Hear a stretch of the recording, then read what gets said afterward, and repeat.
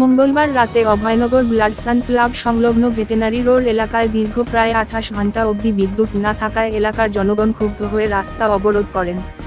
বারবার বিদ্যুৎ নিগমে ফোন করেও কোনো সুরাহা না পেয়ে বাধ্য হয়ে রাস্তা অবরোধ করেন। আমার বাড়ির মধ্যে ব্রেন স্ট্রোকের রোগী আছে, তার বাড়ির মধ্যে স্ট্রোকের রোগী আছে, স্যালাইন দিতে পারতেছে না, তারপরে অক্সিজেন দিতে পারতেছে না, মানে প্রচুর অসুবিধা হইতেছে।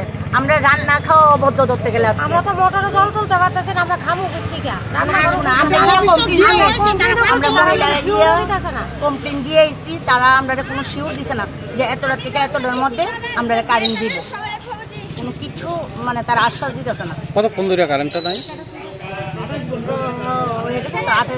কমপ্লেনটা কোন সময় দিয়েছে? আমরা কমপ্লেন দিয়েছি 5:30। কি বুঝে তারা কইছে 1টা বাজুক 2টা বাজুক কারেন্ট দেওয়া হইব, কিন্তু কোনো শিওর নাই। কোন জায়গা থেকে আশেপাশে কিন্তু আমি কত দাঁড়া কইছি, আমার বাড়ির পাশের বাড়ি কারেন্ট আছে, বাজারে কারেন্ট আছে, নিচের বাজারে আছে, উপরের বাজারে আছে, সবখানে কারেন্ট আছে, কিন্তু আমরা এই রোডটার মধ্যে কিন্তু ব্যাটারির মধ্যেও কারেন্ট আছে। যদি অসুবিধা হতো ব্যাটারির মধ্যে কেমনে কারেন্ট থাকে? কতগুলো বাড়ি আছে এদিকে? 500 তো